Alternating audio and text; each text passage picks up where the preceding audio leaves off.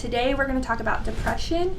And so if you stick around to the end of this video, we're going to give you some helpful tools on either how to handle your depression better or how to help a friend who's struggling.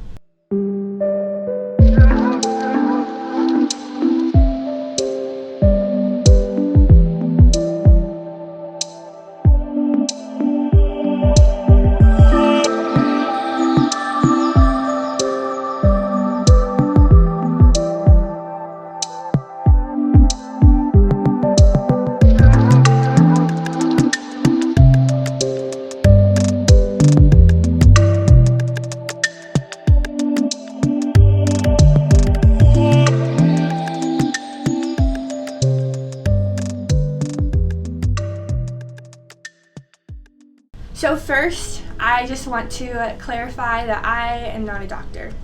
I'm here to just share truth. I'm here to hopefully equip you to feel better on how to handle depression. I know it's a scary topic. I know that it's not really talked about, but I just wanted to make sure I am not a doctor. I have no medical clearance to do anything here, but I will be sharing truth, and I will hopefully be sharing some helpful tips on how to handle what is in front of us. And so I just want to clarify two things before we start. And the first is that depression is not a sin. And so I think this might be a lie that we have heard in our world, but having depression is not a sin. We're going to get into that a little bit more when we learn about Jesus, but I just want to be made clear that mental health issues are not a sin. You are not damaged because of them, and God is not mad at you if you do have them. And then the second is I want to clarify about what kind of depression we are talking about. And so there are two kinds of depression that are out there, and the first is a reactive depression, and the second is depression disorder. And so I'm going to talk about a reactive depression. It is a depression that happens due to a circumstance that has happened, an event, something that has sparked sadness, grief, sorrow. And the time in my life that this has happened, it was 2021. Something to know about me is I am a all or nothing kind of girl, and I had graduated college and I decided that I was going to be a missionary, and I moved overseas across the world, one suitcase, and I moved to Africa. And so I was a missionary in Africa in 2021. I moved around November, and I was there for 6 months, and I loved it. It was great. It was a cool experience. I was out in the bush. I had no electricity, no running water, but I was sharing the gospel for the first time with people that had never heard. And so that was an incredible experience. However, while I was there, I got a phone call that most missionaries dread, the one phone call that nobody really ever wants to get. And it got it on Easter morning, and it was that my father, who was older, was not feeling great. He was actually in the hospital, and it wasn't looking good. And so you have to make this call, right? You have to make a call. Do I go home? Is he gonna get better? Should I stay? I ended up making the call to go home. I did not have much time to make this decision, but I did. And by the time I had gotten home, I only had a couple weeks before he passed away. And while I'm grateful that I got that experience to come home and be with him in his last couple days, I will say the sorrow that came after was immense. It was a lot of grief. There was a lot of loss in my life. I had moved across the world with only a suitcase, and I came back with only a couple of things that I could grab last minute. A life that I had planned on me living forever, because remember, I'm all or nothing, had now become something that was not going to happen. I wasn't going to go back. There was no way. There was a lot that was happening, other situations that brought into that circumstance, but my life was different. I had lost a father. I had lost my career. I didn't have very many friends, and I can say that grief and sorrow was rough. And I would say that was a reactive depression. That was a depression that was caused due to the circumstances that were in front of me. And I would say I got through that depression because I sought help. I talked to others, and people loved me very well during that time. But the depression that we're going to talk about today is a depression disorder, which is different from a reactive depression. And so a reactive depression is not finite. So in my story, I had a lot of time where I was sad. There was a lot of days I didn't want to get out of bed. However, that time of sadness didn't last forever. Yes, there's still part of me that grieves and misses my father. However, the depression disorder is something that is finite, and that is not caused by a event that has happened, like my father's passing. A depression disorder is something that has happened, and it is finite, which means that there's I'm not a doctor, let's remember that, but there are neurological things that are going on that are causing someone to be sad forever, and are the things that they were going to deal with forever. And so that's kind of where we're talking about today. And so with that, we're going to see that the Bible, which is actually, some people don't understand this, that the Bible actually talks a lot about sorrow, it talks a lot about grief, it talks a lot about this finite depression that is being experienced in our world. And so Jesus is actually someone that we know that has experienced great sorrow. And so in Isaiah 53:3, it says, "He was despised and rejected, a man of sorrows, acquainted with the deepest grief. We turned our backs on him and looked the other way. He was despised and we did not care."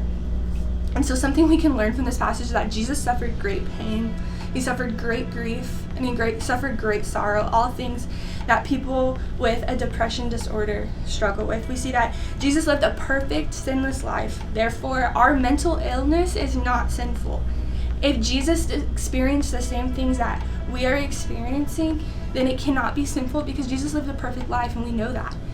And so they're not sinful. But we know that Jesus has gone before us, and that he's walked in our shoes, and that there is pain that he has experienced, that he has gone before us and experienced, that we could possibly experience later. And so we know this because there's a verse in Deuteronomy that says, "The Lord is the one who goes ahead of you. He will be with you. He will not fail you or forsake you. So do not fear or be dismayed." And I love this verse because it shows that there's nothing that you haven't walked through that Jesus hasn't walked through. There is not a sorrow, there is not a day, there is not a moment in time that you are walking that is unknown. The path has gone before you. The path is there. And Jesus has walked that path, and you are walking behind him, and he is with you the entire time. And so when you are sad, when you are angry, when something has come up, know that the Lord has already experienced that. So those feelings are not new to him. Those feelings are not uncommon. They're not weird. Those are all normal feelings. And so depression is tricky. It will tell you many lies, in that they are very easy to believe. They will tell you to not give up. They will tell you how you should feel about God. Sometimes depression will even tell you that maybe God doesn't love you because you're feeling this way. Or maybe depression will tell you like God is mad at you because you are having these feelings. However, that is not true. And we know that because Jesus walked through this. But also we know this because Psalms 34:15, 17, and 18 say, "The eyes of the Lord watch over those who do right. His ears are open to their cries for help. The Lord hears his people when they call him for help. He rescues them from all their troubles. The Lord is close to the brokenhearted. He rescued those whose spirits are crushed." And so the Lord knows our deepest hurt. He knows our innermost thoughts. He knows when we don't feel like we're good enough, that he will be sufficient, that he will be there, that he's walked through that, he's gone through that, and we just need to go to him. Proverbs 18:14 says, "The human spirit can endure a sticky body, but who can bear a crushed spirit?" And so our brains are so complicated. They're so complicated, in fact, that people that have spent their whole life don't even understand them. Doctors still don't understand exactly how our brains work. They have good ideas, but they're not completely sure. And because they're so complicated, that means that there is one person who created that brain. And if that person that created that brain, that's the one person that knows the brain the best. And so when you're talking about depression and disorders that you might feel and you might have, Jesus is the only one that knows those answers. He is the only one that can be there for you, that knows exactly what you're feeling and how you're feeling. And so what does this mean? What do we do about this? How do we handle this in our world? Did you know there are 280 million people in our world that say that they struggle with depression? So let that sink in. That's 280 million people in our world. And so as believers, as Christians, if we are sitting here knowing that statistic, we are called to love people. We are called to love the world. And if this is what our world is struggling with, then I feel like we should put our best foot forward in learning to equip ourselves in how to handle this and how to talk to people about it. And so I'm going to be talking to two different groups right now. The first group I'm going to talk about is the people that may struggle with depression. So if you're sitting here and saying, hey, Bailey, I feel like I might be in this depression disorder category. I experience sadness and it kind of just doesn't go away ever. And I experience sorrow and grief and days are hard and all of those things. And so this is what I'm going to say to you. Some helpful things. And the first is that I encourage you to get help. And this can be scary and this can be hard, but I would just encourage you to get help. And that can look like different ways. That can be talking to your parents. If you're a child, to understand what maybe you're going through and how they can help you get help. If you're someone who is financially responsible for yourself and old enough, then I would encourage you to seek counseling, seeking someone that is qualified to talk about these things and have diagnosis, someone that knows a lot about what this disorder looks like, and I just encourage you to have that conversation. And with that, the second, I would encourage you to be open. Like I said, this is kind of a tricky, this is kind of a uncomfortable, taboo, almost like conversation to have with people. But the more open you are, the more honest with yourself, the better it's going to be. And you can't help yourself if you're not willing to acknowledge what is happening in your heart. And Jesus wants to know, Jesus knows what's going on in your heart, but he wants you to reach out and help. And so the third with that is to cry out to God.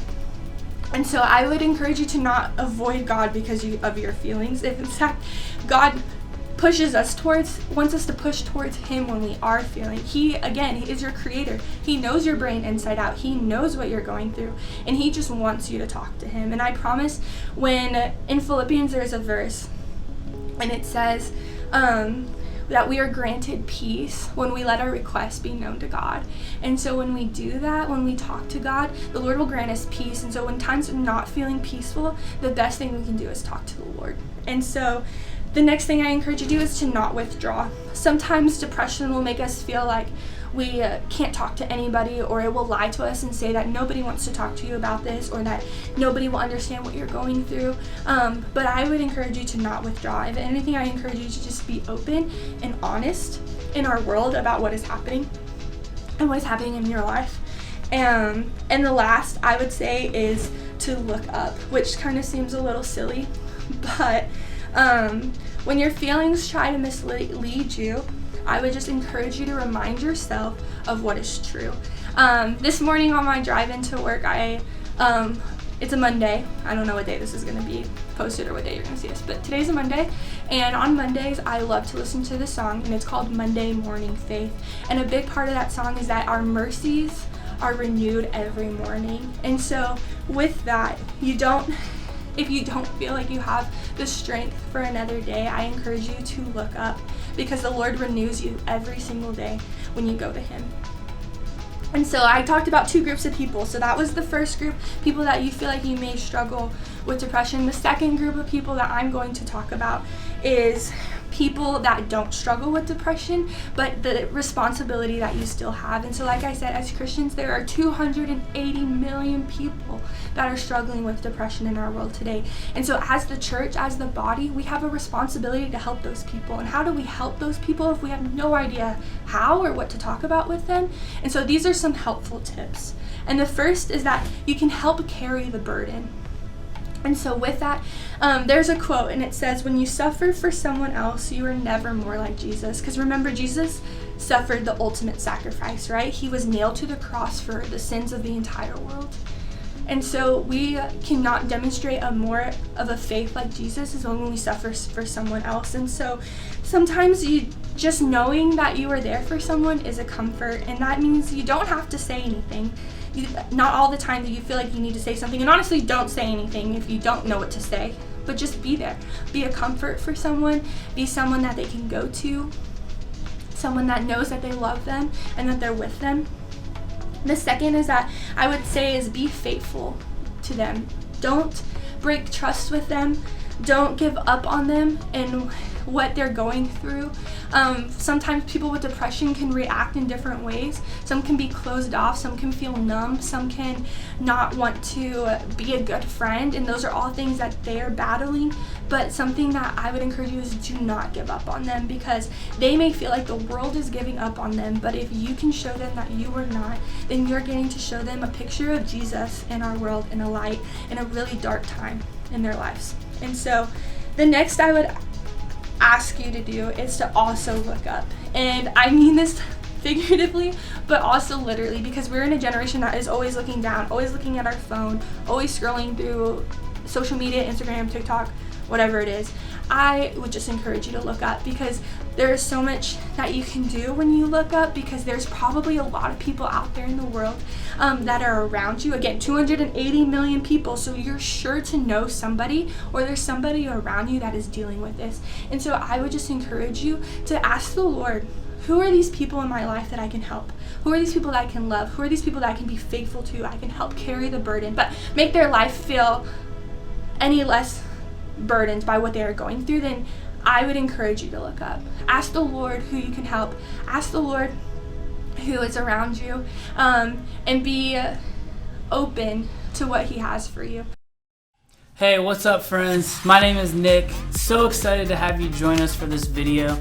And we just want to let you know that we are a local church in the DFW, Dallas-Fort Worth area. And if you're local to here and you're in 6th grade through 12th grade, we would love to invite you to come check us out Wednesday nights in person or Sunday mornings. But if you're not, or if you're just not ready to do that, we also want to let you know that we love interacting with you here online. So whether it's these long form videos or some of our YouTube shorts, or hang out with us over on TikTok or Instagram, we are hoping to provide inspirational, creative, fun, silly content every single day, ultimately all with the aim of helping you take meaningful next steps in your faith to Jesus. If there's any way and anything, any prayer that we can offer for you as a pastor, we would love to invite you to do that. Hit us up in the DMs or shoot us a message some way, somehow. Until next time, thanks for hanging out. Thanks for watching this video. We're excited to be with you.